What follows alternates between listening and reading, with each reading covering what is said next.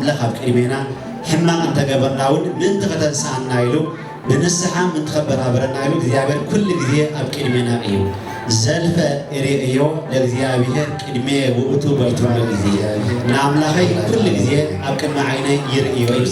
حجون أملاك أبكر معينا يزلمو زيابير أملاكنا كابنا خبا جرتو كابنا سلذي رحاقا سلذي تسولة كان بزح حاتياتنا زي كونس كان بعزمرة تأميتو نبزا ساعات زيا سلذي بسحنا سلذي حلونا سلذي عكبنا بمحرتون سلذي بسحنا حجون نعملنا كبرن مسجانان أمنوخن قداسهم يوسحيو زلفة إريئيو لغزيابير كلمة وأتوب كل جزية نعملها كل جزية أبكر معينا يرئيو اسمه بيمانية وأتو كما يتهوى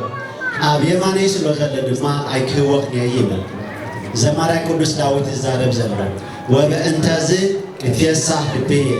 سلازي لبا يحبوش اللو لساني لما يعلل اللو يبن وبأنتازي كتيساح لبيه لبي يحبوش اللو لساني دبر بسرات قدس دبريالين دبر سايد قدس ميكايلين كامبالا يواندا كور ليكا خانات كاسي ساميل كاسي سابرها أبو عمر سبخا بوين دبر جنت قدس ماريام هاجر جوفا حلقة مسنبات نوس هاجر سبكت مبرق أفريقيا أتو أبراهام تخلى حلقة سبكت ونجيل بيتكسيان كلكم هزل كريستيان أبوتاتن أديتاتن أحواتن نحاتن كابرعوكن كاب كربان زمساهم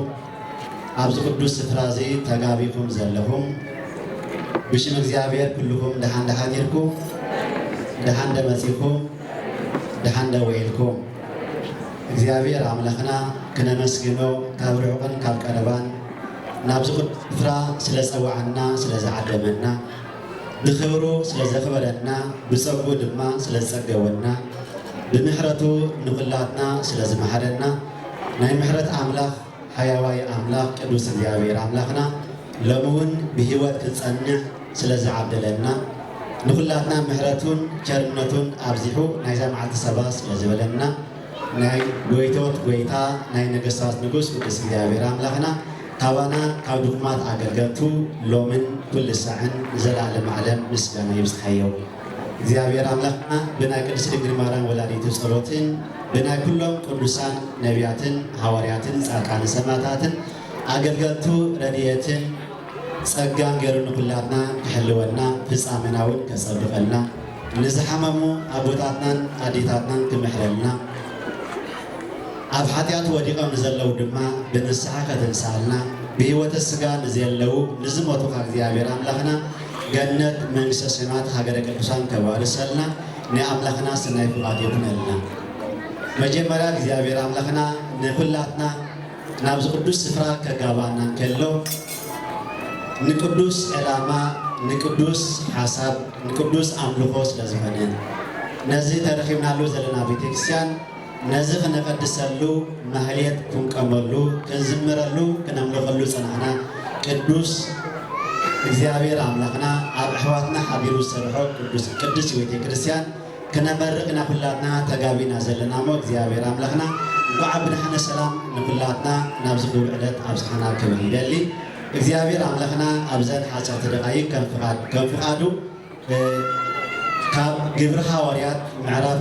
كلتا وزري عسران شدوشان زلوك على مسألة جيرو خمهرنا يو أملاخنا نكلاتنا زاستولاي مروي عدلنا كلاتنا أبزحي سلزلنا كمون كابليتي جميرنا نقحنا سلزحادرنا كنقدس ون سلزرفنا تطولنا سلزلنا جزية عكن وحالكم من هي بتعرسنا يتمتنا جن كم تقدم مسجلس كلكم أب جبري حواريات معرف كلتا مصري عسران شدوشان زلك عليا نتاك علتي استزاد بعد ما أبونا زماري قدوس داوود إيو زلفة إريئيو لغزيابير كلمة وقتو بكل إزي نعملخي كل جزية أبكر معينا يريو يبل نعملخي كل جزية أبكر معينا يريو اسمه بيمانية وقتو كما يتحوك أبيماني سلو زلدما سلزي ناوز من خي ناوز زيابير عملخي أبيماني سلزلو كل جزية ما سلزريو يحبوس يبل كلنا أبزلنا حزب كريستيان أملاخنا أبقدمنا يزلو እግዚአብሔር አምላክና ብድሕሪና ዘይኩነስ ኣብ ቅድሜና እዩ ዘሎ ብዘይቡ ህይወት ከም ዘይብልና ብዘይቡ ጠጠው ክንብል እውን ከም ዘይንኽእል ስለ ዝፈልጥ እግዚአብሔር ኩሉ ግዜ ኣብ ቅድሜና ጠጠው ይብል እንተወደቕና ኣብ ቅድሜና ጠጠው እንተበልናውን ኣብ ቅድሜና ጽቡቕ እንተገበርና ኣምላኽ ኣብ ቅድሜና ሕማቕ እንተገበርናውን ምንቲ ከተንሳኣና ኢሉ ብንስሓ ምንትኸበር ኣበረና ኢሉ እግዚአብሔር ኩሉ ግዜ ኣብ ቅድሜና እዩ ዘልፈ ርእዮ ለእግዚአብሔር ቅድሜ ውእቱ በኩሉ ጊዜ ንኣምላኸይ ኩሉ ግዜ ኣብ ቅድሚ ዓይነይ ይርእዮ ኢሉ ሕጂ እውን ኣምላኽ ኣብ ቅድሚ ዓይንና እዩ ዘሎ እሞ እግዚአብሔር ኣምላኽና ካባና ካብ ኣገልገልቱ ካባና ስለ ዘይረሓቐ ስለ ዘይተሰወረ ከም ብዝሒ ሓጢኣትና ዘይኮነስ ከም ብዕዝሒ ምሕረቱ ጠሚቱ